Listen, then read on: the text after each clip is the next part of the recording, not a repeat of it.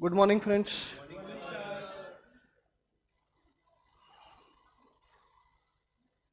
आपने सिर्फ पिसमेल डिस्ट्रीब्यूशन लिखा था ना कल? हेडिंग लिखा था ना शेयर। तो उसके अंदर ये केस स्टडी लिखने के पहले मेथड वन लिखना है, हाईएस्ट रिलेटिव कैपिटल मेथड।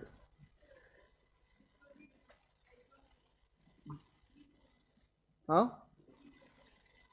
मग त्याच्यावर लिही ना heading, method one highest relative capital method, highest relative capital method.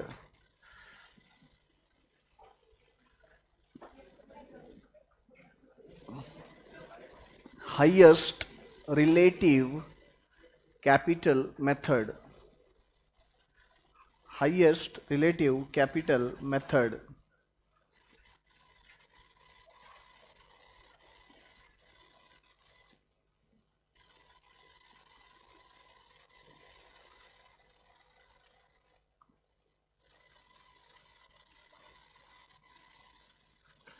Before you write this case study, homework किया? गार्नर वर्सेस मरे रूल जमाया क्या?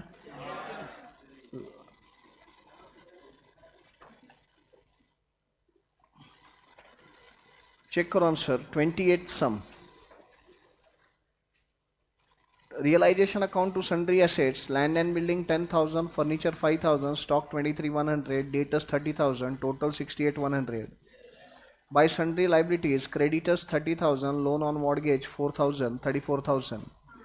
By bank account, land and building 6,000, furniture 2,000, stock 15,000, debtors 20,000, total 43,000.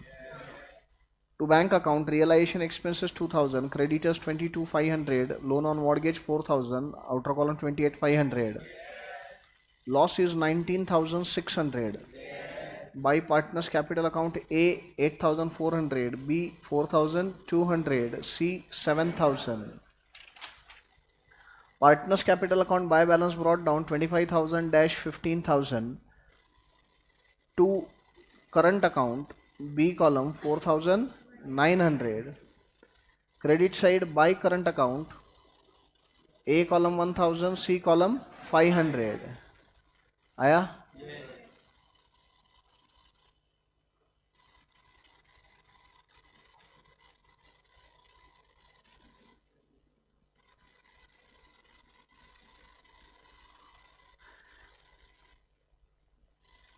Opening balance नहीं है B के capital में, current account का balance है।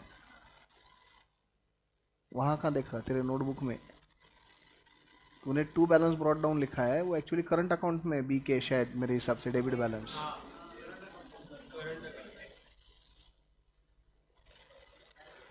To current account लिखना है टू बैलेंस ब्रॉट डाउन के बजाय।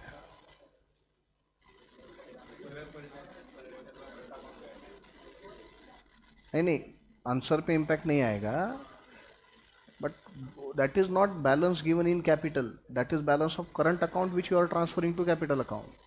आंसर गलत नहीं होगा बोल, तो बाकी सब सेम ही रहने वाला है। पोस्टिंग सिर्फ लिखते वक्त नरेशन गलत हो रहा है, टू बैलेंस ब्रॉट डाउन लिखा तो। By debit side to realization account 8,400, 4,200, 7,000. Credit side by A's capital 2844, by C's capital 1706, and by bank account 4550. B के कॉलम मेरे he brought in 4550, तो उतना तो दिमाग लगाओ ना रे। By bank 4550, by A's capital 2844, by C's capital 1706. Loss on insolvency कितना है? 4550.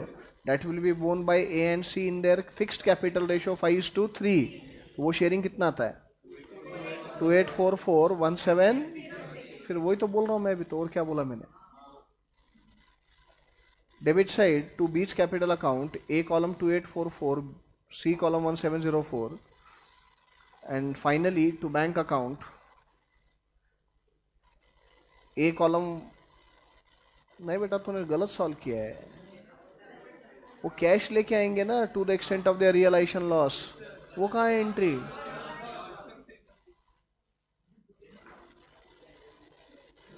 To prove solvency A and C have to bring in cash.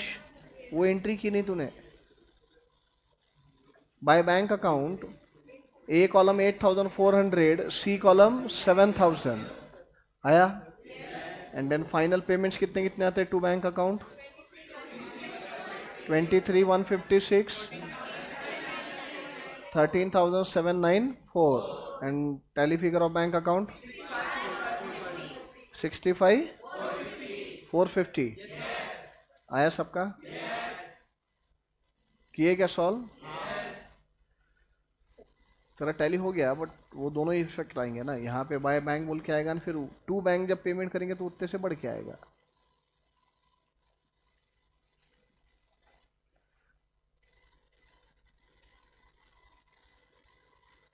Yes, any problem? Everybody understood? ये कल का लिख लो आप. पहले हेडिंग लिखना इसके पहले. Highest relative capital method. Highest relative capital method.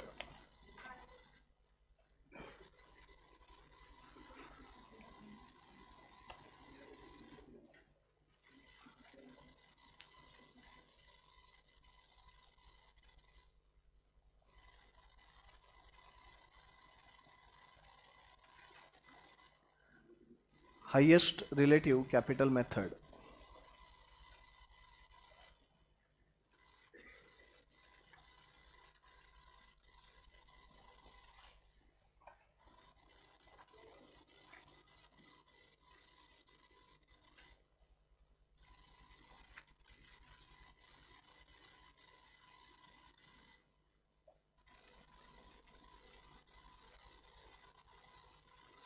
Guys, tomorrow Prashant sir is not taking the class.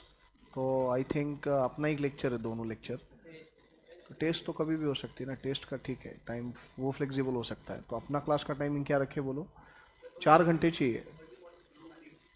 9 से 1 कर ले, तो आप भी फ्री हो जाते हो 1 के आगे.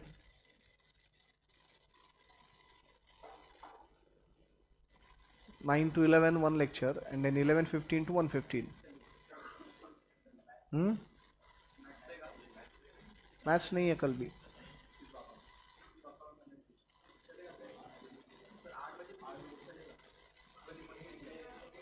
नहीं नहीं, सबको देखो कन्वीनियंट. दूर से आने वाले स्टूडेंट, बस से आने वाले स्टूडेंट भी रहते हैं. 9:30.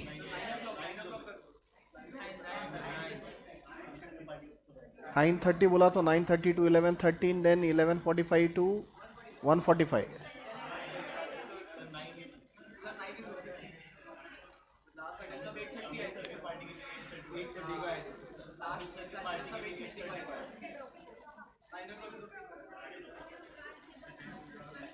ऐसा आधे घंटे से क्या फर्क पड़ने वाला है?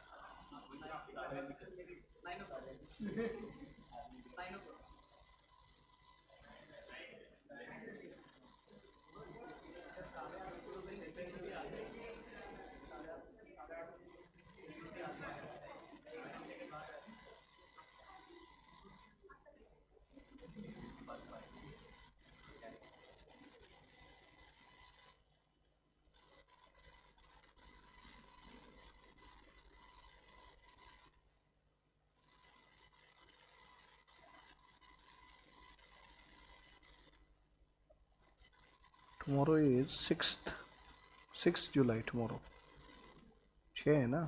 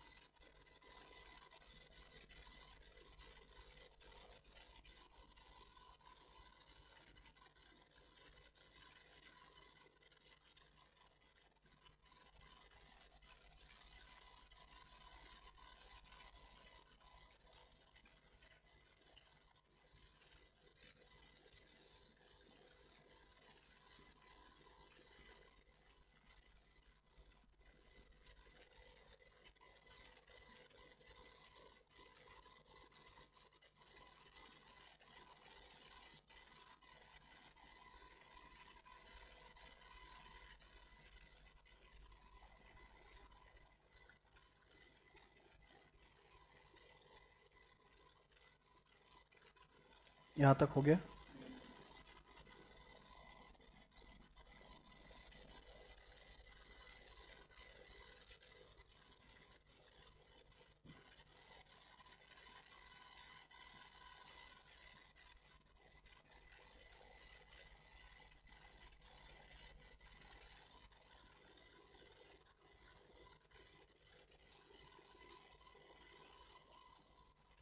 यहाँ तक हो गया क्या? अब ये लिखने की ज़रूरत नहीं, ये कैलकुलेशन दिखाओ। इसको हेडिंग चाहिए तो लिख सकते हैं, अभी जो लिख रहे हो उसको, calculation of surplus Capitals of partners, calculation of surplus Capitals of partners.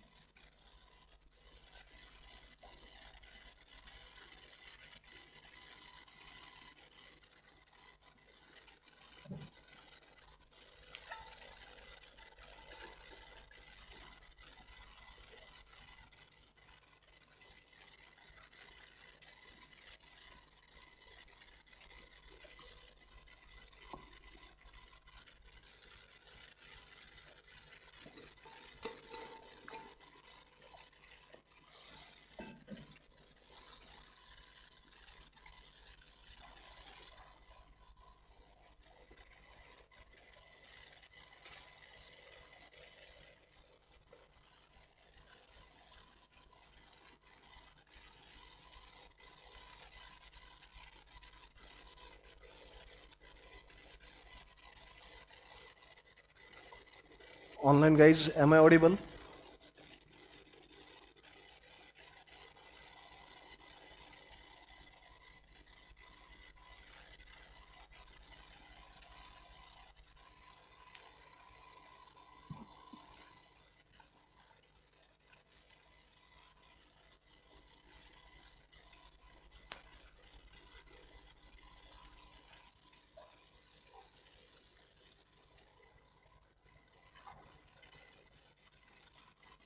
Actually कल लिखते वक्त मैंने रैंकिंग गलत दिया।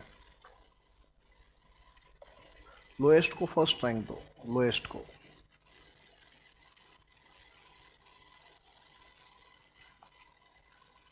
तो उसका बेस लेंगे ना अपन पहले। लोएस्ट ए था, second lowest B, and then highest is C. कैसे भी किया तो चलता है, बस क्या याद रहेगा वो देखो।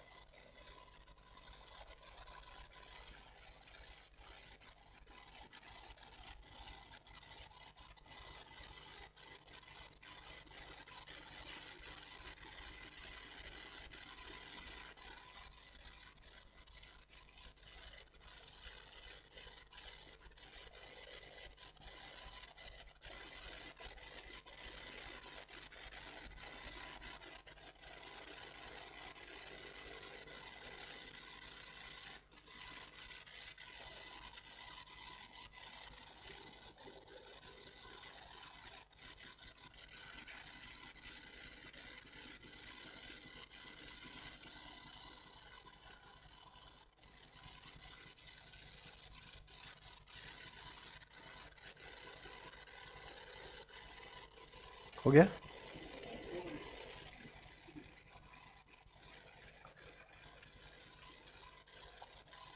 हो सके तो ये बचा हुआ पार्ट एक पेज में, तो जो पेज चल रहा है उसी पे रहने दो, फ्रेश पेज वैसे ही रहने दो अगला। क्या बोला, समझा क्या?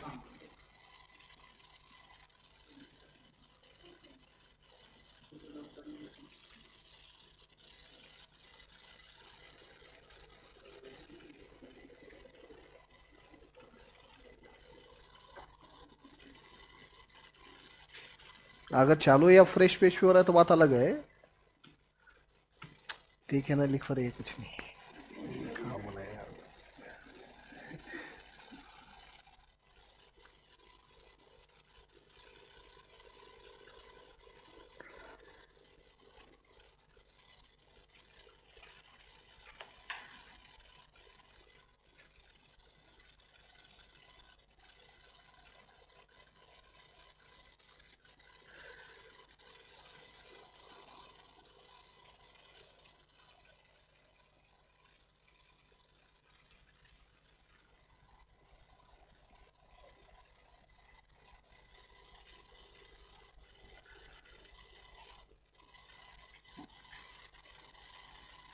मयंक का फोटो निकालना है कि नहीं, ड्राइंग करना है कि नहीं, वो देख लो।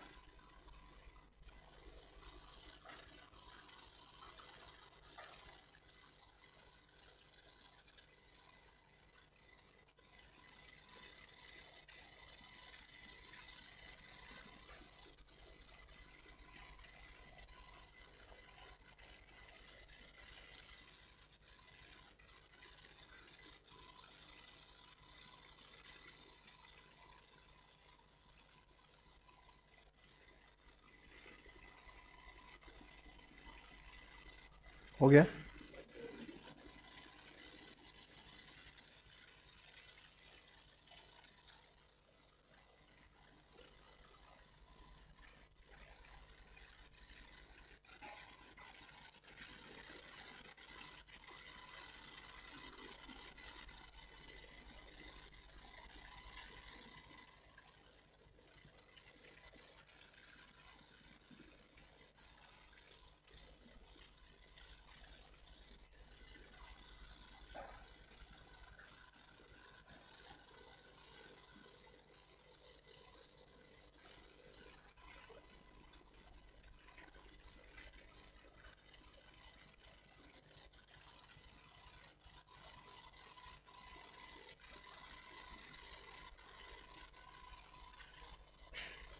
सबका हो गया?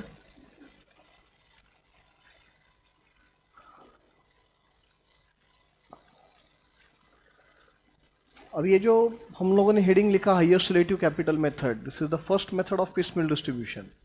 आई एम रिपीटिंग अगेन, कल मैंने डिटेल में समझाया है, again I am repeating. Piecemeal का मतलब in pieces, part by part. So when assets realized give you the amount part by part, then naturally the settlement of liabilities is also going to be part by part. So how it will be done, that we are understanding. Sequence बहुत clear है payment की. पहले secured creditors, फिर unsecured creditors, फिर partner का लोन, फिर partner के कैपिटल. But then partners capital also, how to distribute, that also we discussed. That you cannot distribute the available balance directly to all the partners in their profit sharing ratio. The reason being, partners may or may not have their capitals in profit sharing ratio. And most of the times we see that the capitals are not in profit sharing ratio. If capitals are not in profit sharing ratio, what happens is some of the partners will be having surplus capitals over other partners. And then those who are having surplus capitals, they must be paid first. So we need to calculate how much relatively surplus capitals partners have over each other, and that calculation we understood yesterday. ये जो calculation था, so we compared capitals of partners relatively. Relatively means on the basis of capital per unit of profit. Per unit of profit capital क्या है, उस basis पे हमने comparison करके surplus capitals ढूंढे. Whosoever will be having surplus capitals, they will be paid first, and then the remaining balances will be paid in profit sharing ratio. The simple logic behind that being, कोई rocket science है नहीं कि सुशील sir बोल रहे बोल कैसे करना है.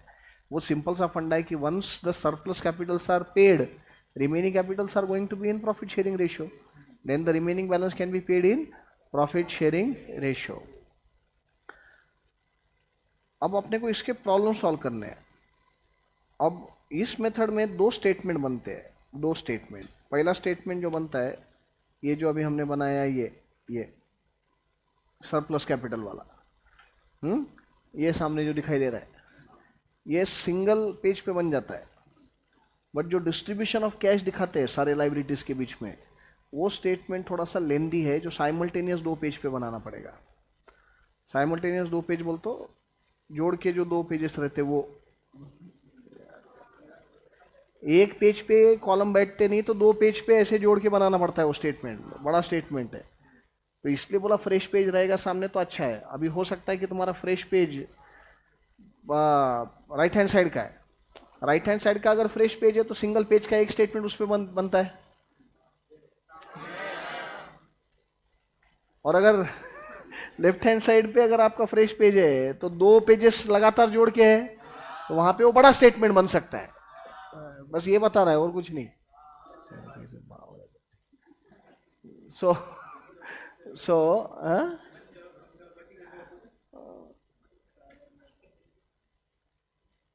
पॉइंट इज, पहला स्टेटमेंट जो बनता है वो सिंगल पेज का है. पहला स्टेटमेंट जो बनता है वो सिंगल पेज का है. बट बाई चांस तेरा ओके, कोई प्रॉब्लम नहीं. बाई चांस अगर तुम्हारा लेफ्ट हैंड साइड का पेज, पहला पेज अभी आ रहा है फ्रेश, तो फिर दो पेज वाला जो स्टेटमेंट है, जो एक्चुअली दूसरा स्टेटमेंट है अपने सॉल्यूशन का, वो पहले बनाया तो भी चलेगा, कोई प्रॉब्लम नहीं. उसके अगले पेज पे अपन वो छोटा वाला जो सिंगल पेज का स्टेटमेंट है वो बनाएंगे.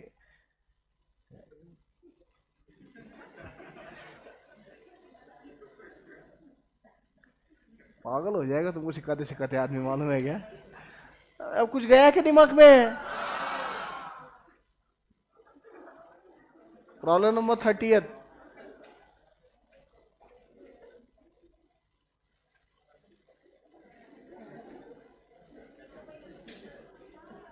30.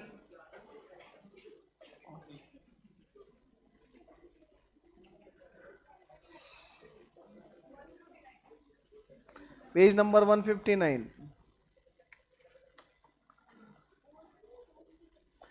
Anthony, Goldie and Copper were in partnership, sharing profits and losses in the ratio of 2:1:1. They decided to dissolve the partnership on the basis of the following balance sheet. Balance sheet as on 31st March 2022. Sundry creditors, loan on mortgage of premises, partners loan, Anthony, general reserve, Anthony, Goldie, Copper. Premises, sundry debtors, stock, cash.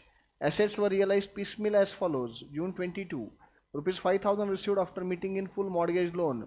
July 22, Debtors 15,000, stock 10,000. August 22, debtors 20,000, stock 25,000.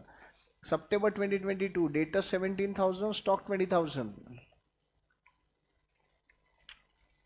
Remaining stock was taken over by Goldie at an agreed value of 3,000. Sundry creditors were settled for 4,000. Partners decided to distribute cash as and when realized. You are required to show the distribution of cash applying the highest relative capital method. फिर से एक बार बता रहा हूँ, दो statement बनने हैं. पहला स्टेटमेंट सिंगल पेज का है, सेकेंड स्टेटमेंट डबल पेज का है. तो अकॉर्डिंगली अभी कौन जैसे कैसी जगह है वो हिसाब से लिखो. बनाएंगे तो पहले पहला स्टेटमेंट ही वो बनाए बगैर आगे जाने नहीं आता वैसे भी.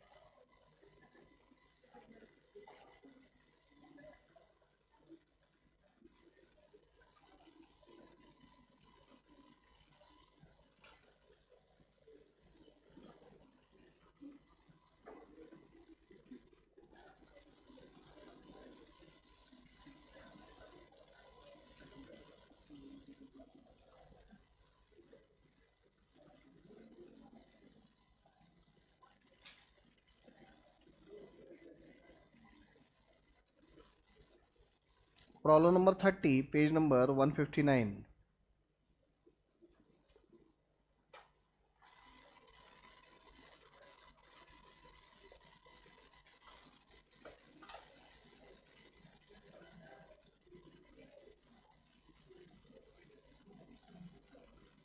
Statement showing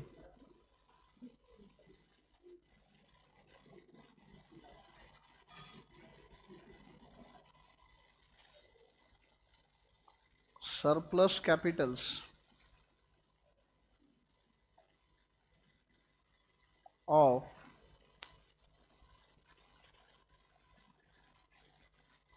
of partners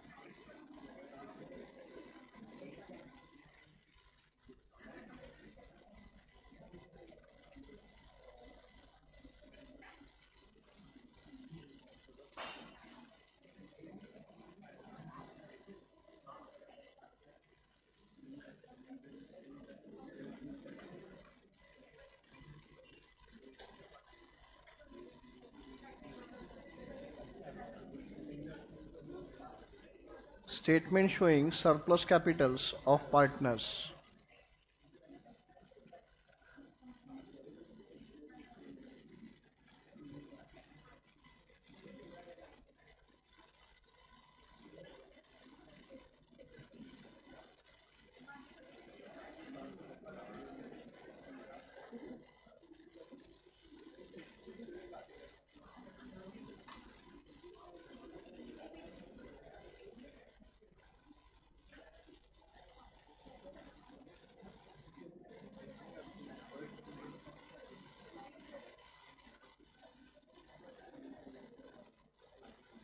Anthony Goldie Copper.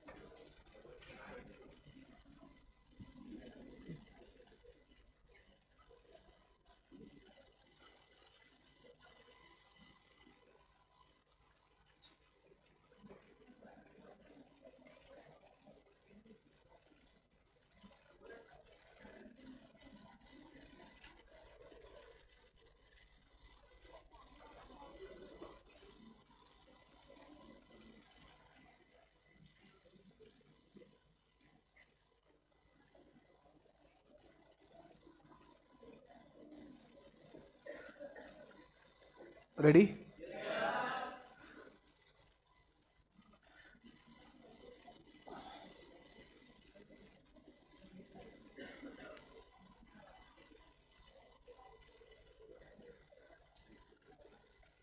What are the capital balances? 50,000, 40,000, 23,000.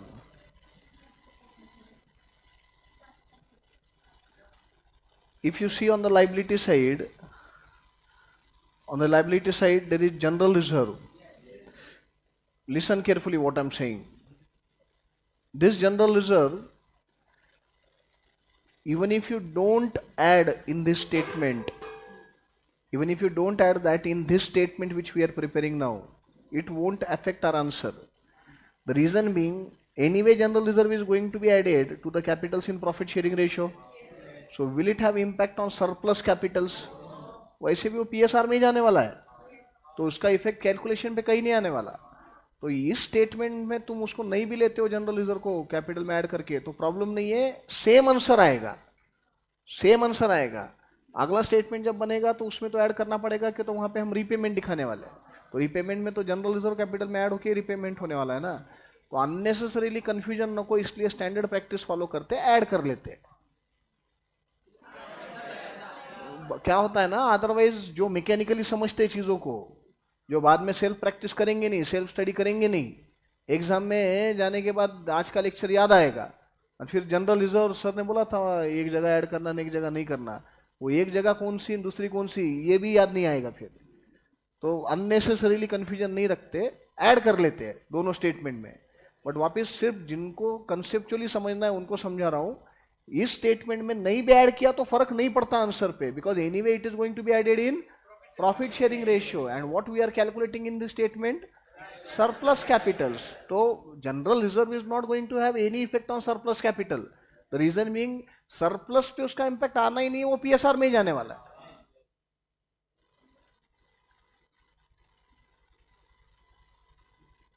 Add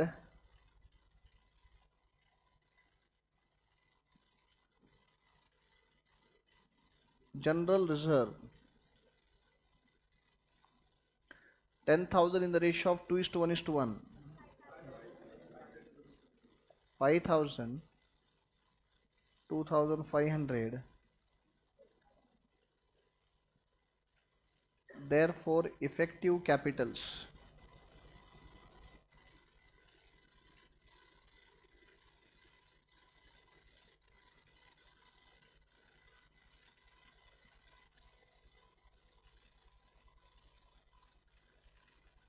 $55,000,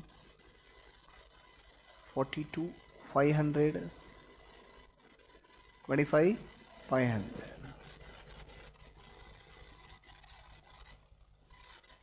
आया. Profit sharing ratio,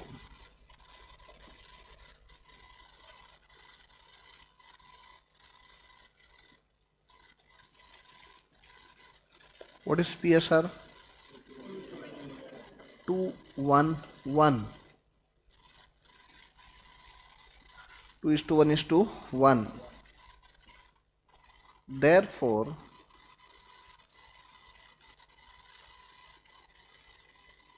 capital per unit of profit,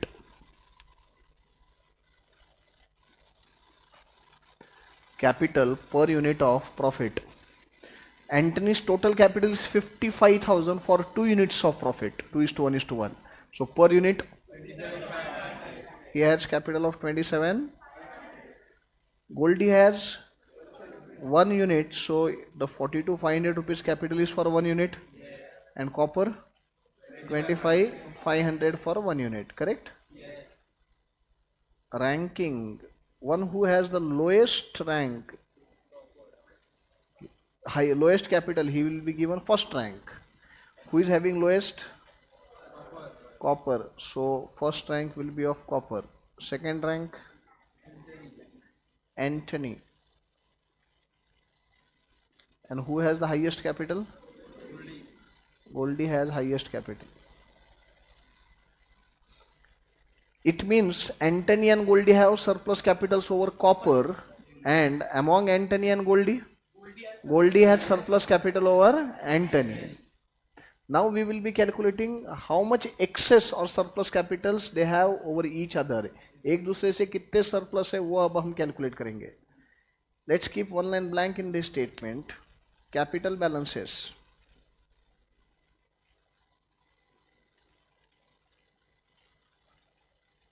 Obviously, I am talking about now effective balances.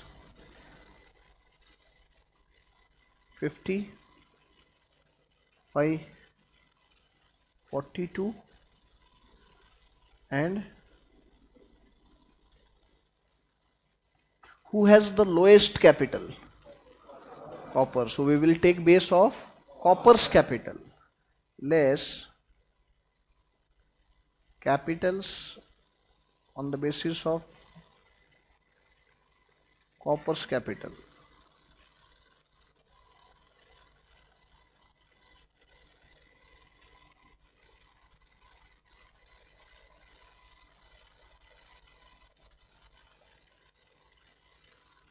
Copper का एक यूनिट के लिए capital कितना है?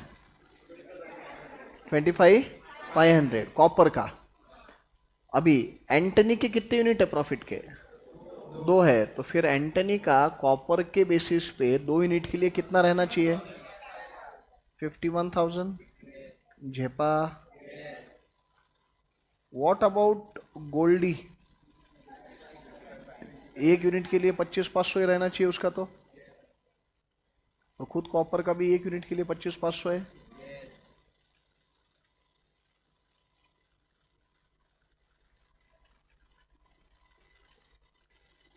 सब लोग screen पे ध्यान दो.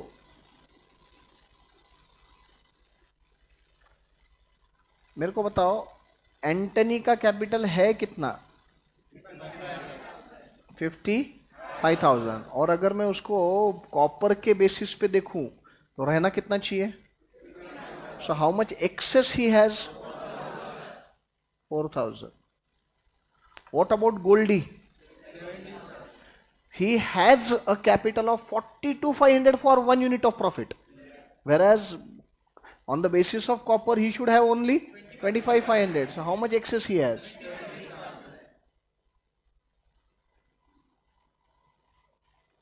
ये 4,000 और 17,000 ये क्या है मेरे को बताओ?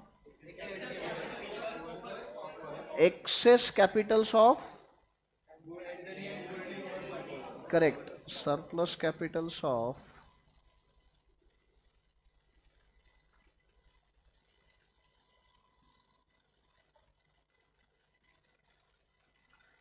Antony and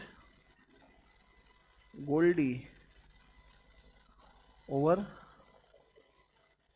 copper. Correct? आया?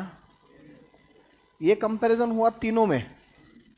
अब कॉपर तो चलो पिक्चर में से निकल गया, उससे कितना एक्सेस है बाकी दोनों पार्टनर का वो हमने ढूंढ लिया.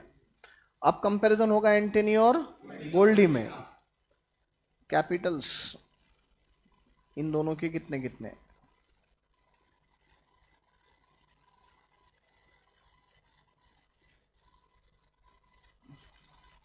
$55,000, 42,500. भी कॉपर को मत लो पिक्चर में, हो गया उसका हिसाब. अब इन दोनों में लोएस्ट कौन है? Second rank. तो आप किसका बेस ले? Less Capitals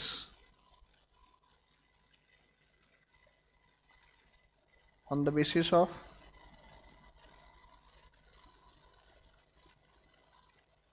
Antony's capital.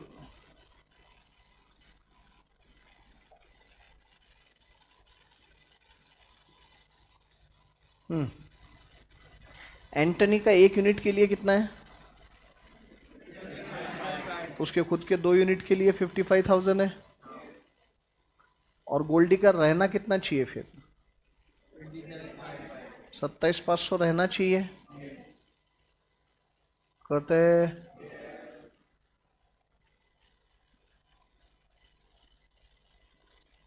तो एंटनी का बेस ले रहे तो उसका 55,000 है, उसी का बेस ले रहे तो रहना भी चाहिए 55, है भी 55 डैश। As far as Goldie is concern, Goldie का चाहिए 27,500 है 42,500, how much excess he has 15,000, got it. And what this 15,000 amount is, surplus capital of Goldie over Anthony, बोलो 15,000।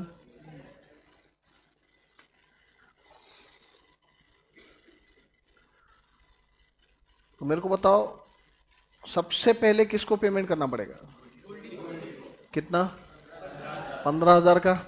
उसके बाद एंटनी गोल्डी दोनों को कितना, 4,000 और 2,000, 17 में से 15 दे देंगे ना पहले, एंड देन बचा हुआ जो रहेगा that will go in profit sharing ratio. Summary of payment,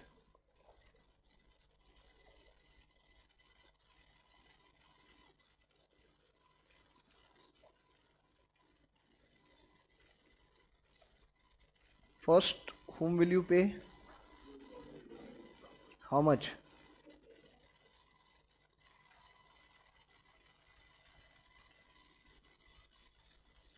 15,000, correct। then whom will you pay, Antony and Goldie, कितना कितना, 4 और 2, एंड देन ऑनवर्ड्स पीएसआर में 2:1:1।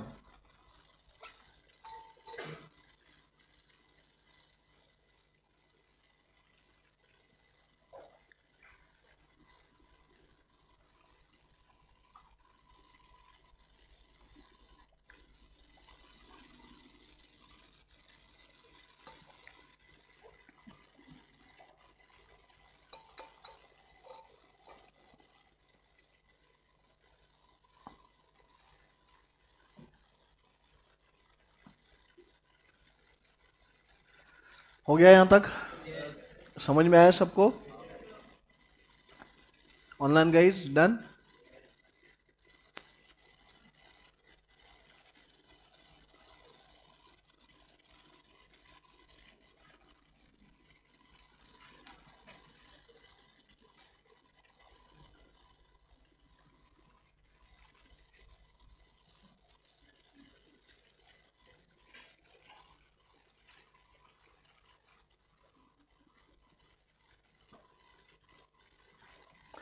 अब जो सेकेंड स्टेटमेंट बनना है वो साइमल्टेनियस 2 पेज पे बनने वाला है, उसमें 1 2 3 4 5 6 7 8 9 कॉलम होने वाले हैं, और लेंदी है वो फॉर्मेट। मुझे ड्रॉ करने दो, मैं पूरा ड्रॉ करता हूँ फिर आप बनाओ। एक बार फॉर है बहुत सिंपल, बट पहली बार जब तक नहीं बनाते तब तक आइडिया नहीं आएगा। So let me draw the format, then I will tell you what to do. आप घाई मत करो।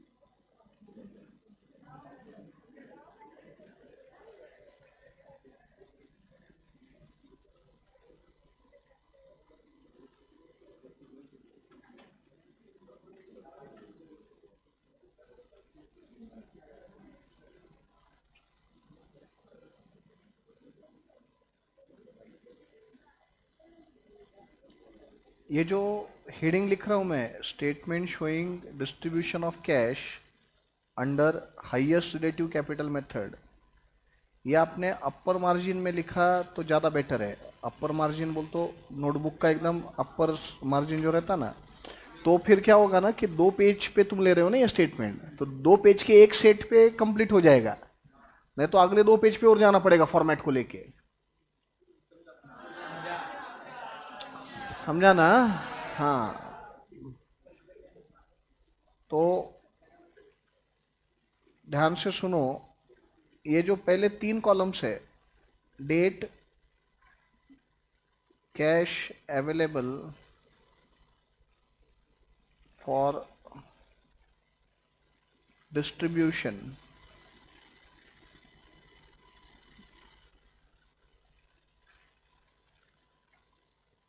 Particulars rupees,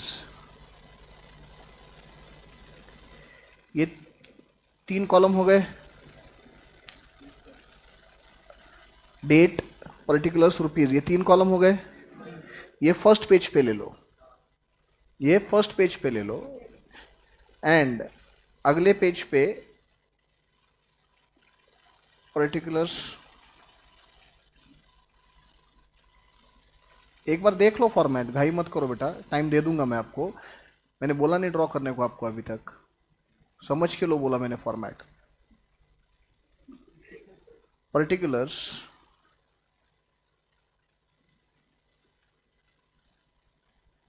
creditors,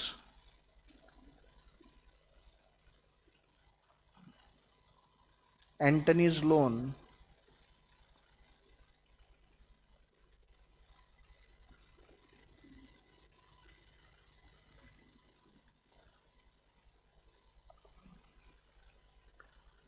capital balances, bracket rupees, Anthony, Goldie, Cooper.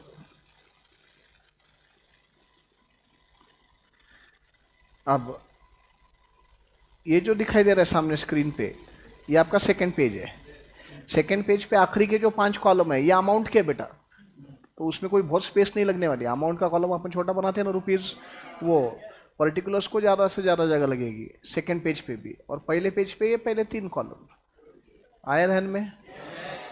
अब लिखो, अब बनाओ फॉर्मेट, और अपर मार्जिन में हेडिंग लो, अपर मार्जिन में, सो दैट 2 पेज के एक सेट पे सोल्यूशन कंप्लीट होगा।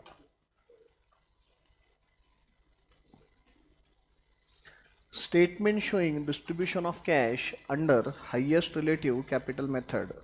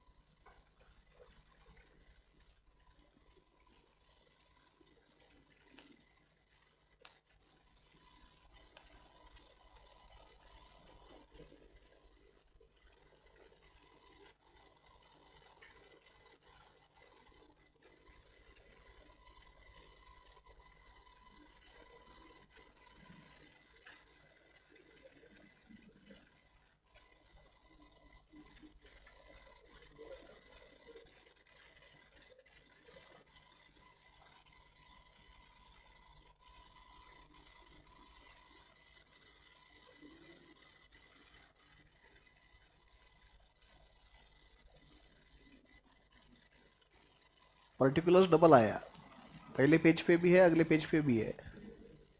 सेकेंड पेज पे का जो पर्टिकुलर्स है ना, वो अवॉइड भी किया तो चलता है, सेकेंड पेज वाला पर्टिकुलर्स, लेकिन स्टैंडर्ड फॉर्मेट फॉलो करो कि तो जो अगली मेथड है पिसमिल की, maximum loss method, in that method we need that column compulsorily, so better to follow standard format. जितना हो सके उतना सिंपल रखेंगे ना तो याद भी आसानी से आएगा, जितना कॉम्प्लिकेटेड करोगे उतना प्रॉब्लम होगा।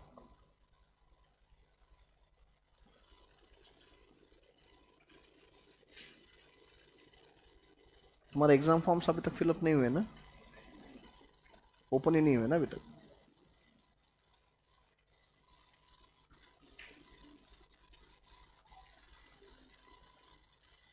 नहीं, अभी ये प्रॉब्लम ये है इंस्टीट्यूट को कि अभी का अटेम्प्ट लेट हुआ है ना, जून एंड में हुआ। अब उसका रिजल्ट आएगा और उसका रिजल्ट आने के बाद उसमें जो फेल होंगे उनको भी तो सितंबर का ऑप्शन रहेगा ना, उनका रिजल्ट आए बगैर तुम्हारा एग्जाम फॉर्म ओपन नहीं हो सकता।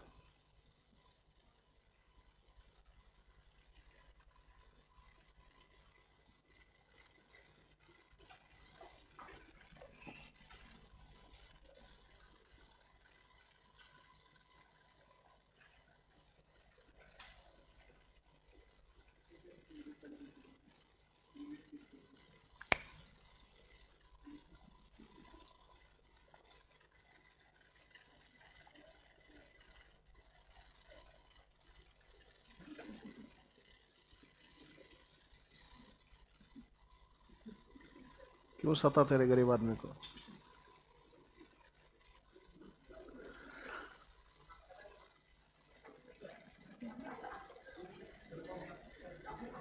ये सेकंड पेज है। नहीं नहीं, मतलब दिखेगा नहीं, दिखेगा नहीं तुमको।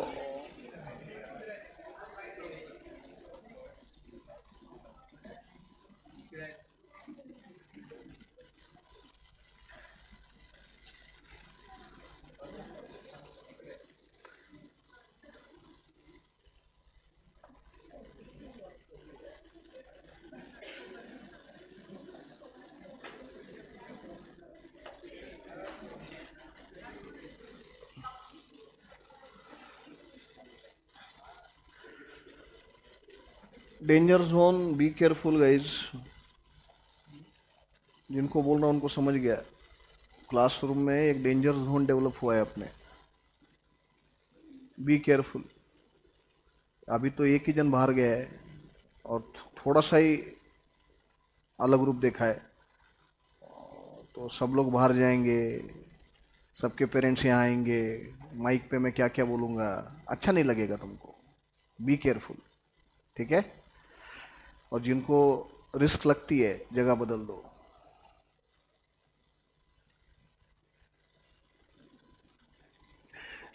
नहीं नहीं, अब कुछ कुछ बच्चे रहेंगे ना जो बेचारे पीछे जाएंगे साथ में, वही जगह बदल दो अपने। डेंजर जोन में रहोगे तो फिर सबके साथ में तुम कैच हो जाओगे।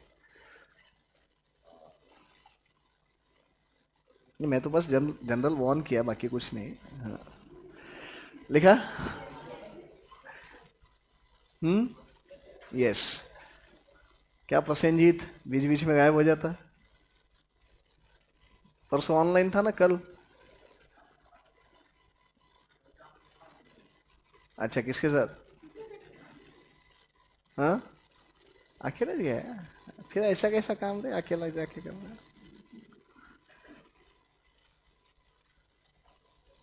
रेडी है फॉर्मेट? करे स्टार्ट।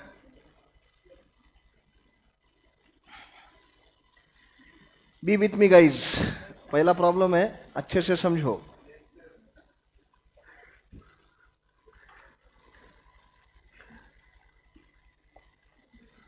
करूँ start? Anthony Goldie and Copper were in partnership sharing profits and losses in the ratio of 2:1:1. They decided to dissolve the partnership on the basis of following balance sheet. याद रखना, अभी अपन एक एक करके asset realise करते जाएंगे। तुम्हारा existing cash balance जब तक जीरो नहीं होता, तुम्हारे पास जो अवेलेबल कैश है वो जब तक जीरो नहीं होता तब तक अगला रियलाइजेशन नहीं लेने का है, वो पूरा डिस्ट्रीब्यूट करना है, उसके बाद में आगे जाना है। जैसे तुम देखोगे तो नीचे दिया है, the assets realised piecemeal as follows. June 22 में 5,000 रुपये रियलाइज हुए।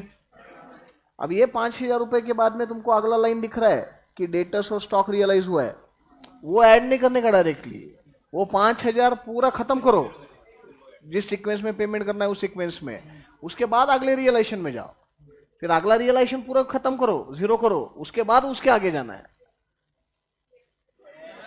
That is piecemeal, that is called as piecemeal, part by part पूरा पेमेंट करते जाना है। First of all we will be writing the balances 1st April 22,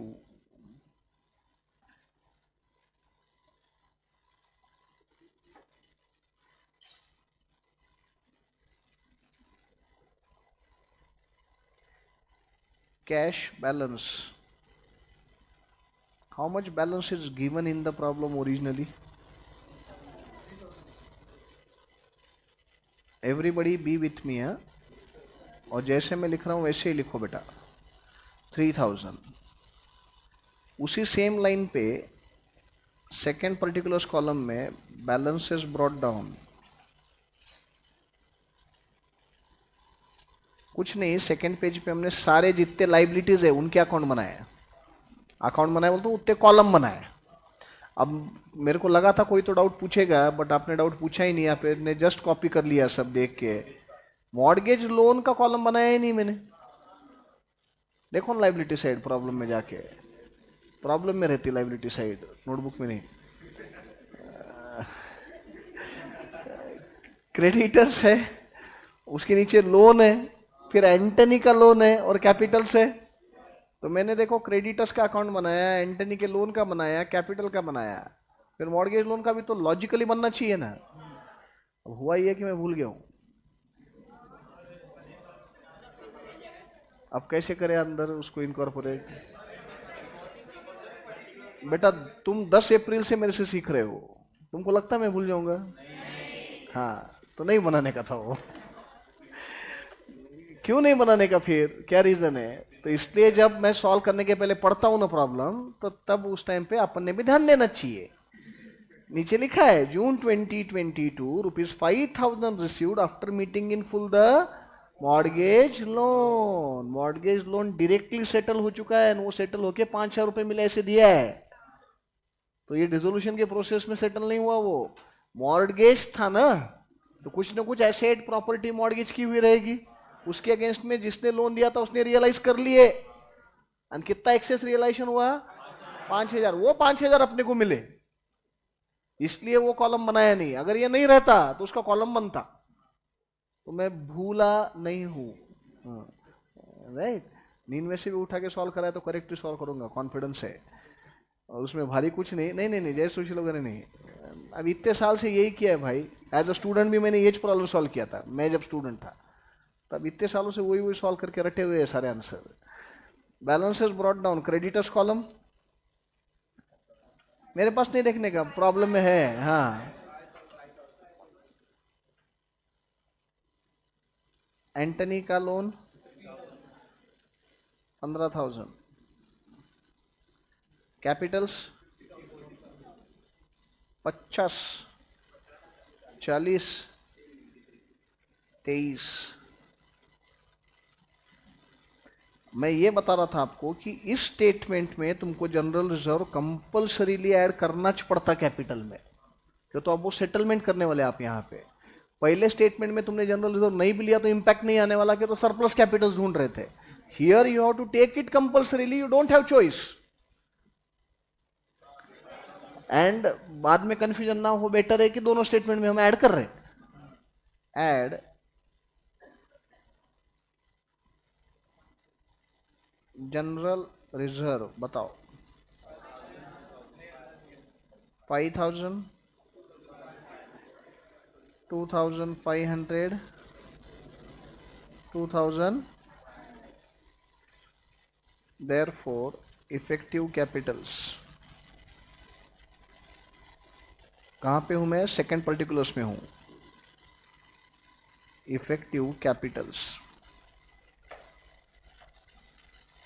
सिर्फ capital के सब टोटल्स लो कैपिटल कॉलम में। 55,000, 42,500, 25,500 लिख लिया. एसेट्स वर रियलाइज्ड पिसमिल एज फॉलोज. पहला रियलाइजेशन कब है? जून 2022. एक काम करते हैं अपन, लास्ट डेट पे ले लेते क्या, या तो एक काम करो जून 2022 लिख दो, कोई प्रॉब्लम नहीं. जून 2022 लाइन लाइन बीच में ब्लैंक मत छोड़ो जब तक मैं नहीं बोलता. क्या क्या रियलाइज हुआ है? नहीं नहीं, क्या क्या रियलाइज हुआ है? Debtors and stock realised. Debtors and stock realised. अच्छा sorry sorry sorry sorry sorry sorry, my mistake.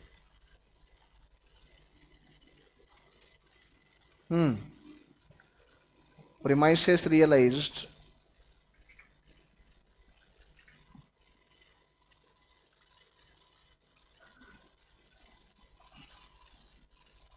bracket net of expenses, net of loan. बोलो, लोन जाके कितना रियलाइज हुआ? 5,000 रुपीज. सब टोटल पहले से 3,000 रुपए थे, 5,000 रुपए अभी रियलाइज हुए. अब कितने हो गए अपने पास? 8,000. पहला रियलाइजेशन होने के बाद now you start distributing the cash. अब सबसे पहले किसको देंगे? लोन तो पे हो चुका है ऑलरेडी. लोन पे करके 5,000 रुपए आए बोल के दिया है. So now you are suppose to pay to whom? Creditors. How much amount is payable to creditors? 5,000. 5,000. Amount payable is 5,000. But if you read the problem and adjustments thereunder, it is written on page number 160. Sundry creditors were settled for 4,000. So outstanding balance is 5,000. But those are settled for 4,000. Means 4,000 रुपए देंगे उनको. Cash particulars बोल तो, पहला particulars cash particulars बोल तो, less paid to creditors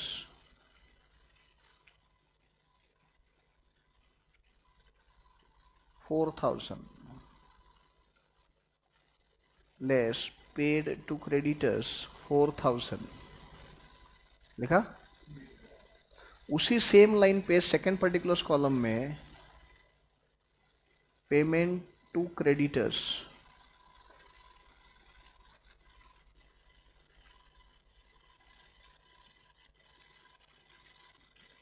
कितना? 4,000 किया. अब मेरे को बोलो balance in cash 4,000. Balance in cash is 4,000.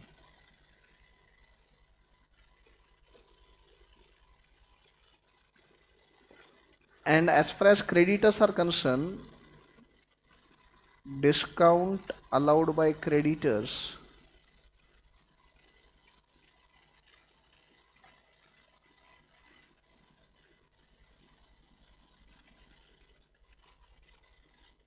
कितना? क्लोज हो गया ना अकाउंट. तो लाइन अंडरलाइन डिस्काउंट 1,000 रुपये आ गया, खत्म हो गया हिसाब इनका. तब इनको कुछ पे करना है क्या? नहीं. समझ में रहा है क्या कर रहे हैं? अब किसकी बारी? एंटनी के लोन की. क्या तो क्रेडिटर्स पे हो गए. तब इसके बाद हम एंटनी का पार्टनर का लोन रीपे करेंगे. कितना है लोन? बट मेरे पास कितने हैं? 4,000 है. तो जितने हैं उतने दे दो, जितने हैं उतने दे दो. कैश पर्टिकुलर्स में लेस, ये जून में ही ना, पेड टूवर्ड्स एंटनीज लोन.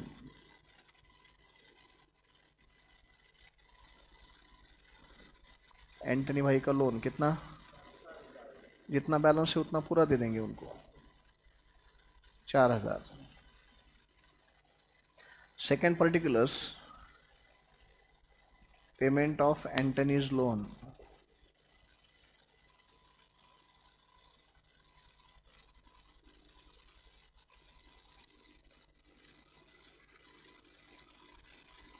4 ना. Anthony's loan column 4,000.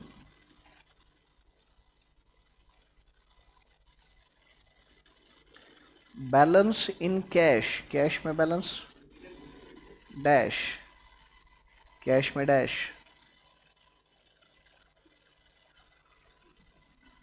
कैश में dash, and balance in Anthony's loan second particulars 11,000.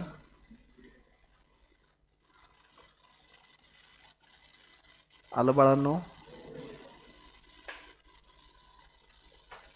सब लोगों का आया. तो पहला रियलाइजेशन जो था वो पूरा कंप्लीट हो गया, कैश बैलेंस 0 हो गया. जो जिनको जो सीक्वेंस में पेमेंट करनी थी कर दी है. समझ में आ रहा है? कुछ डिफिकल्ट नहीं है, सिर्फ पहली बार फॉर्मेट बनाते तो लेंदी फॉर्मेट है इसलिए समझना पड़ता है. Any problem in this? अब now I will go to next realisation. एक लाइन ब्लैंक छोड़ सकते हो. When is the next realisation? So July 22. बोलो क्या क्या रियलाइज हुआ है? Debtors and stock realised.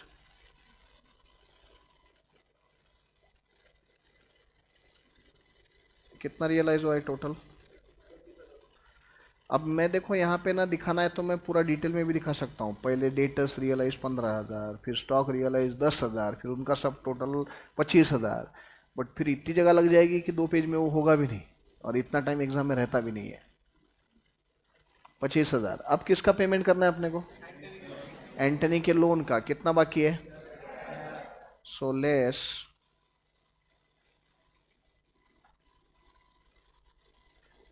Paid towards Anthony's loan.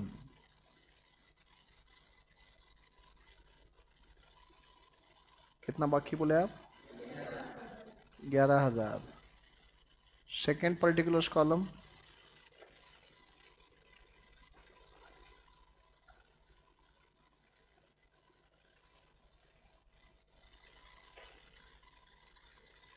Payment of Anthony's loan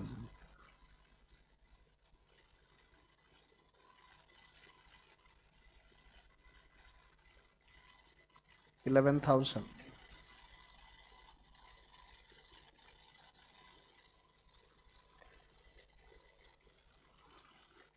balance in cash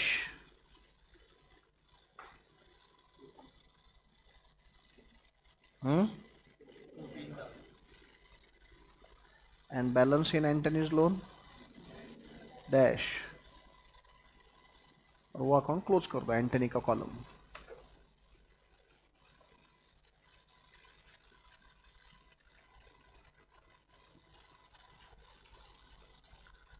आया?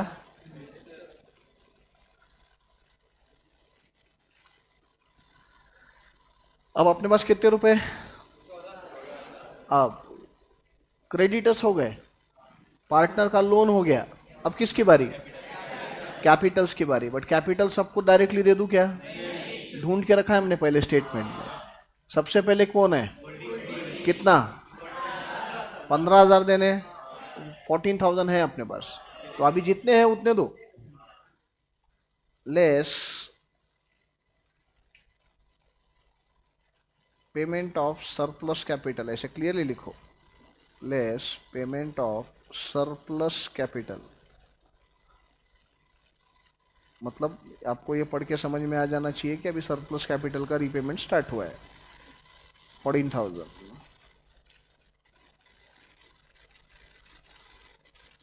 Second particulars column paid to Goldie. कितना?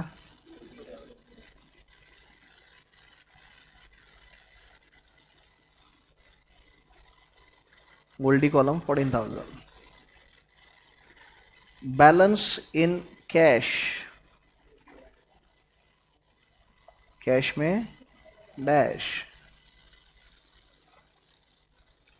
And balance in capitals. Guys capital काम करो, तीनों का भी कैरी करो. अब सेटलमेंट उनका ही है. बोलो. 55,000, 20 and 25, 500. आया क्या? समझा क्या?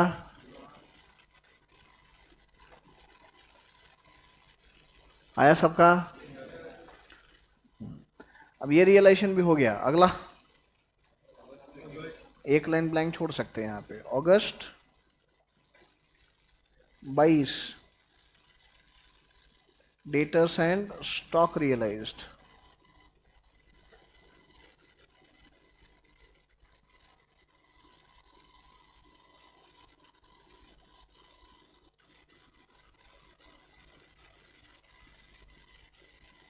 हम्म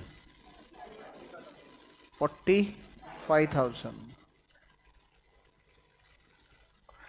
किसको दे पहले?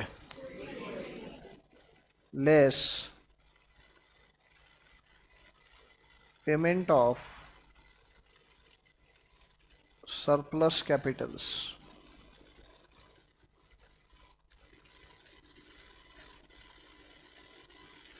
कितना बाकी है उसका? 1,000 रुपये। Second particular column paid to Goldy.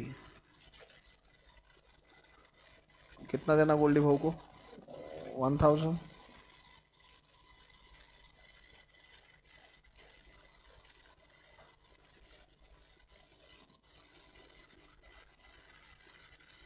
Balance in cash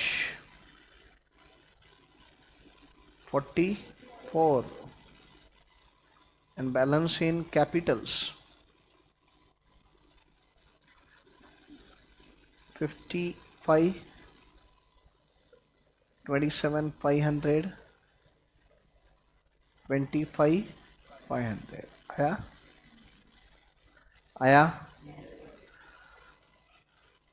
So Goldie had surplus capital or highest capital, so his amount is paid first. Next, study material में नहीं है। नेक्स्ट नोटबुक में हमने सॉल्व किया है वो पहले वाले स्टेटमेंट में। गोल्डी एंटनी दोनों को कितना कितना? 4 और 2 बोल तो 6,000 है क्या तुम्हारे पास? 6,000 है, बहुत है।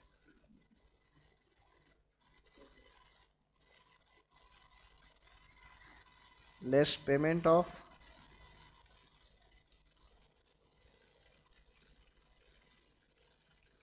सरप्लस कैपिटल्स 6,000 ना। Second particular paid to Antony and Goldie. Goldie को दे दिए तुमने एंटनी से जितना ज्यादा था उतना। अब दोनों इक्वल हो गए। इक्वल बोलता एट पार आ गया वो। बोलो कितना कितना? एंटनी भाई को कितना? 4,000 और गोल्डी को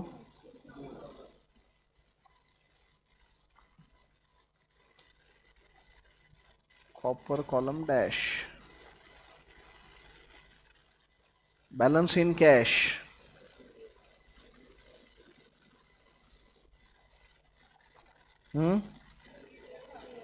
38,000 balance in cash. Balance in Capitals 51, 25,500, 25। अगर आप मेंटली प्रेजेंट हो क्लास में मेरे साथ तो आपको समझ में आ गया रहेगा। सरप्लस कैपिटल्स रीपे हो गए, अब बचे हुए कैपिटल देखो 2:1:1 में आ गए। अब जो भी अपने पास रिसीट होते जाएंगे वो 2:1:1 में डिस्ट्रीब्यूट करते जाना है। करते का चलो ये 38,000 है, पे करो। अब क्या लिखोगे? Less payment of Capitals not surplus. Now less payment of Capitals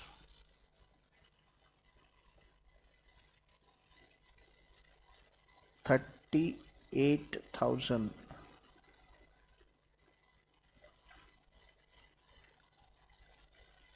paid to all in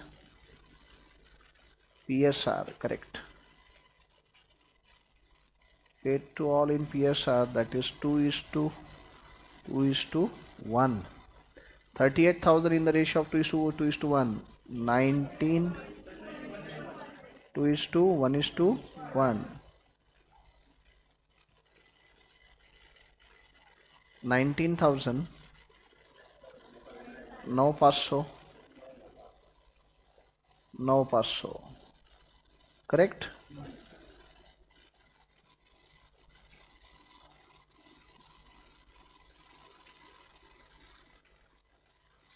balance in cash, cash में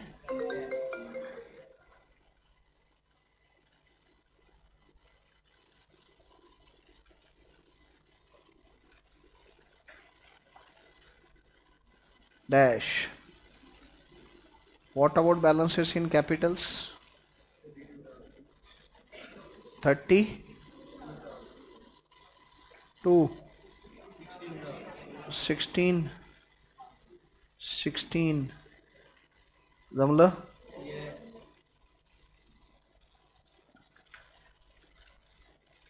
यहां तक सब साथ में मेरे. When is the next realization?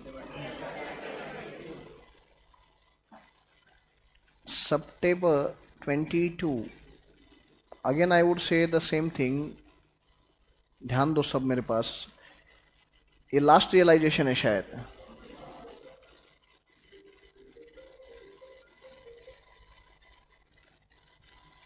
Debtors and stock realized.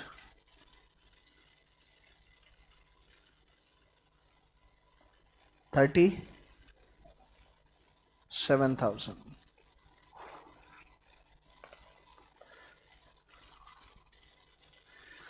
सब लोग उसके आगे क्या लिखा है वो पढ़ो. The remaining stock was taken over by Goldie at an agreed value of 3,000. ये सब होने के बाद जो स्टॉक बच गया वो गोल्डी 3,000 रुपए में लेके गया. I want full attention. सब लोग मेरे पास ध्यान दो. ऑनलाइन स्टूडेंट्स, प्रॉब्लम में दिया हुआ रहो ना रहो, assumption कंपल्सरीली ये है, if any asset is taken over by a partner, compulsory assumption is he pays cash for that. He pays cash for that. Why sir? Why? Logically ऐसे कैसे होगा? वो अगर स्टॉक लेके गया तो वो कैश क्यों पे करेगा? उसके कैपिटल के अगेंस्ट एडजस्ट करेगा ना. वैसे ही होता है. बट यहाँ दिखाते वक्त किसी एक पार्टनर को पूछ दे सकते क्या अपन? अब जो भी डिस्ट्रीब्यूशन होना है वो सब में प्रॉफिट शेयरिंग रेशियो में ही करना है. तो कंपल्सरी अजम्पशन इज उतना कैश अपने पास आया है, भले ही वो नेट सेटलमेंट करो तुम पार्टनर के साथ जो करनी है वो एक्चुअल में. But here while distributing you have to compulsorily assume that much cash has come in. So problem में लिखा हुआ रहो ना रहो, अगर कोई पार्टनर एसेट लेके जा रहा है तो पीस मिल में compulsory assumption is he has paid cash. Add stock taken over by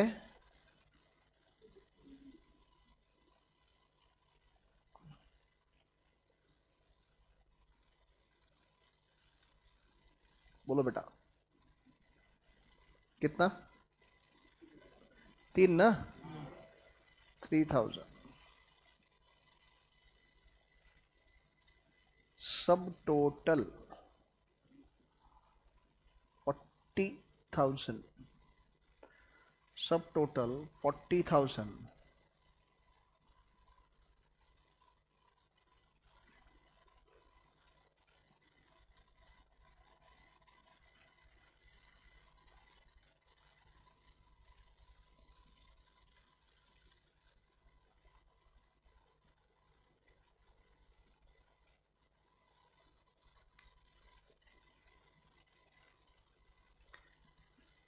क्या करूं?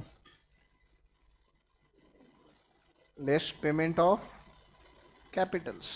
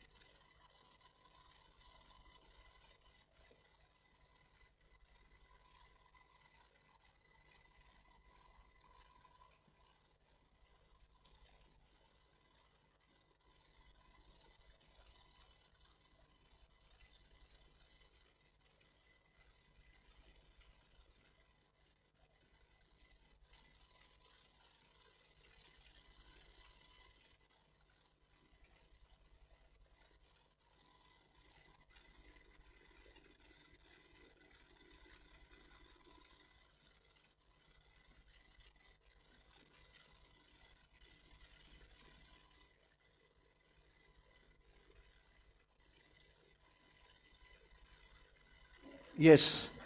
So payment of capitals 40,000 paid to all in PSR, that is 2:1:1. क्या आएगा डिस्ट्रीब्यूशन? 20 10 10 बरोबर. 20 10 10. So balance in cash dash. और ये फाइनल रियलाइजेशन था बेटा. तो अब जो आप एक्सेस दिया है कि शॉर्ट है? शॉर्ट है. तो देयर फॉर रियलाइजेशन लॉस.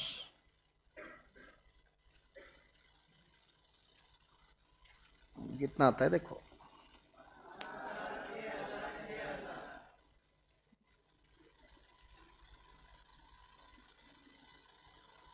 12,000 6,000 6,000 आया.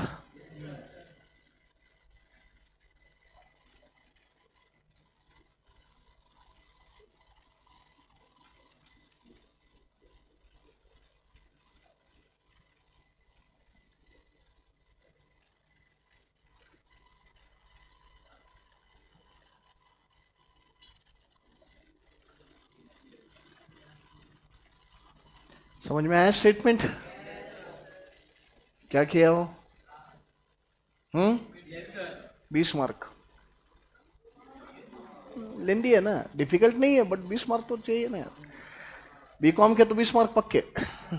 सीए में आएगा कि नहीं आएगा, कि तो बहुत सारे वैरायटी है सीए में तो पार्टनरशिप में पूछने के लिए. तो बीकॉम में कंपलसरी क्वेश्चन आता ही है.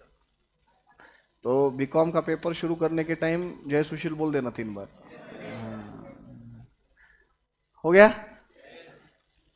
Problem number 31 31. हाँ वही पैटर्न है. पहला स्टेटमेंट सिंगल पेज का, अगला स्टेटमेंट डबल पेज का.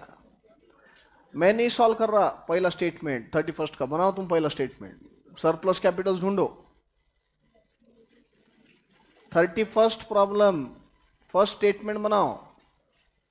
पहला बोलता हूं सरप्लस कैपिटल वाला. करोगे क्या? बनाओ फटाफट.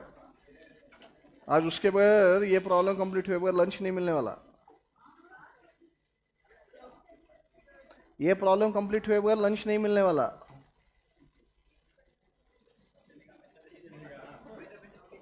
हाँ एसी ना मस्त है.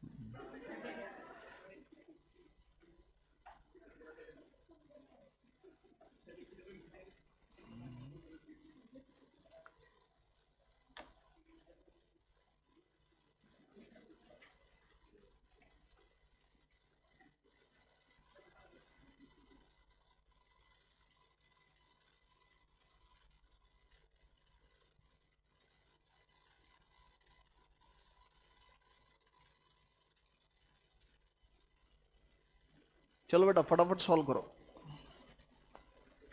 पहला स्टेटमेंट बनाओ.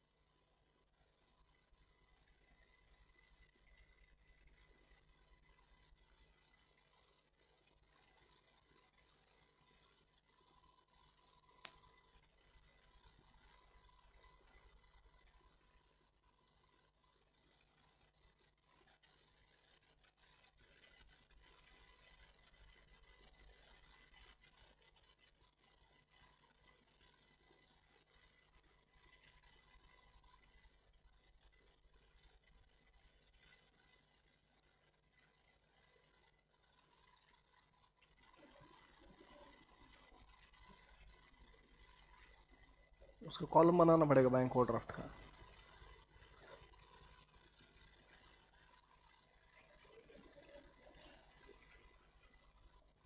तो सेकंड स्टेटमेंट में कहाँ पहुंच गया? पहला स्टेटमेंट तो पूरा कर। तो सेकंड स्टेटमेंट में बैंक ओवरड्राफ्ट का कॉलम बनाना पड़ेगा। सेटल नहीं हुआ है वो पूरा। सेकंड स्टेटमेंट में गए क्यों तुम? मैंने बोला थोड़ी तुमको। तुम पहला स्टेटमेंट बनाओ बोला मैंने सिर्फ। पहला स्टेटमेंट हो गया क्या? करो।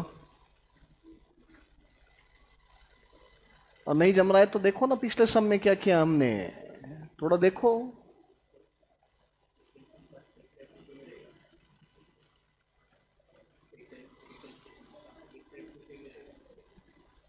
दूसरा भी सेम ही रहने वाला है, जो लाइबिलिटीज है वो हिसाब से कॉलम बनते हैं। हाँ,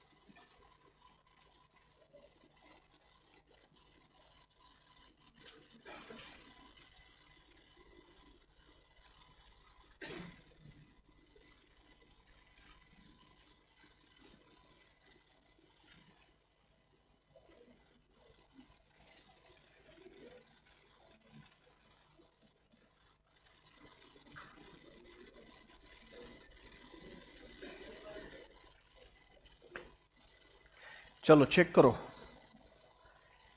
सब लोग चेक करो आंसर। नहीं आने जैसा वैसा कुछ है ही नहीं बेटा, सिंपल मैथमेटिकल कैलकुलेशन है, कोई बहुत कॉम्प्लिकेटेड ऐसा है ही नहीं उसमें। Pay attention. A B C क्या क्या कैपिटल्स थे दिए हुए? Capitals 154, 50,000, 50,000। General reserve 7,000,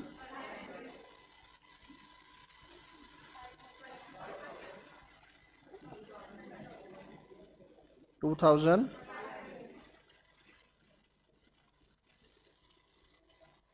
effective capitals will be 161,500, 55,000, 52,500, correct? PSR 321. So capital per unit of profit 53,833. हाँ, 27,500 and 52,500। यहाँ तक आया सबका? यहाँ तक आया?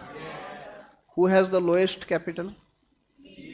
First rank B, second C, and third.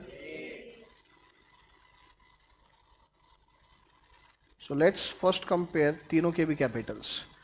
कितने कितने थे? 161,500, 55,000, 52. Who has the lowest capital? B. So B's capital will be taken as base. So for 1 unit, B has capital of 27,500. So for 3 units of A, how much capital C should have? Huh? 82. B is having his own capital of 55,000. And how much C should have for 1 unit? 27. So what are the surplus capitals of A and C over B? 79,020. So these are the amounts of surplus capitals of A and C over B. बरोबर?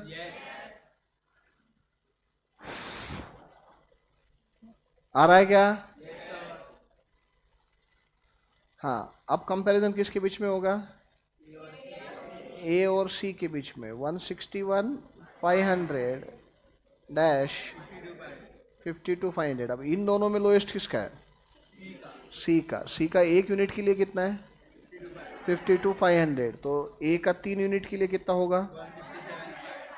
157. And उसका खुद का है 52. So what is the surplus capital of A over C?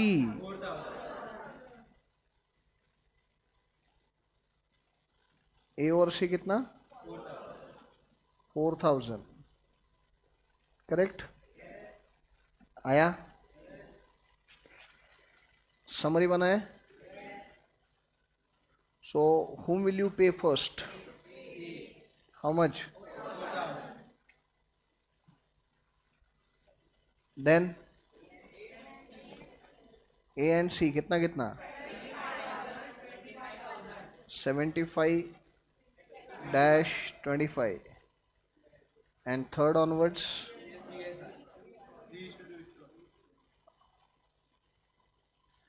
3:2:1. किसी को कोई doubt? नहीं समझ में आया तो पूछो, मैं समझाता हूं. Any problem? किए क्या कंप्लीट? ऑनलाइन स्टूडेंट्स किए कंप्लीट? बोलते नहीं है. गिने चुने 2-4 बच्चे जो आंसर देते.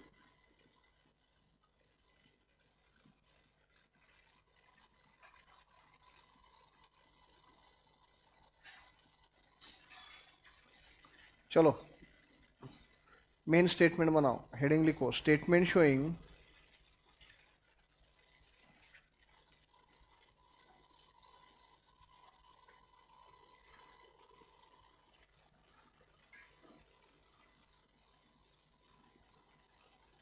distribution of cash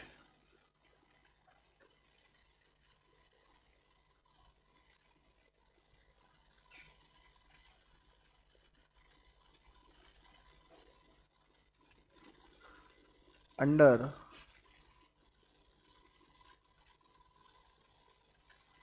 highest relative capital method.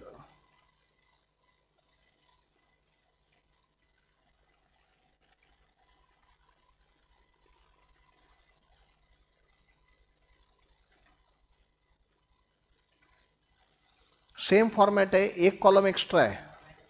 Bank overdraft का कॉलम सिर्फ एक्स्ट्रा है लाइबिलिटीज में, बाकी पूरा फॉर्मेट सेम है. और बैंक ओवरड्राफ्ट का कॉलम क्यों आया बताता हूं.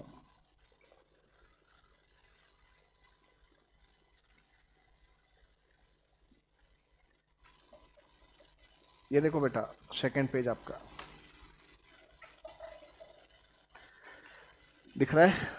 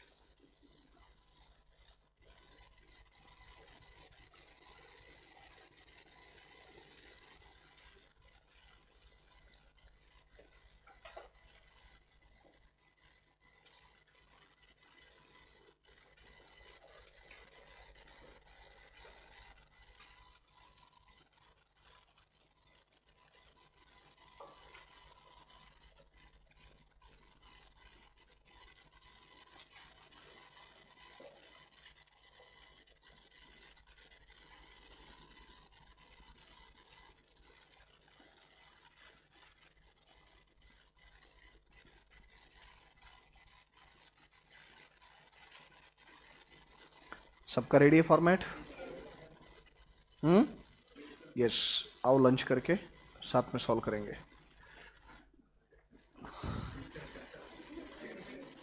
हाँ ना, लंच करके आओ फिर सॉल्व करते हैं। See you after the lunch break, see you in the next lecture. Thank you.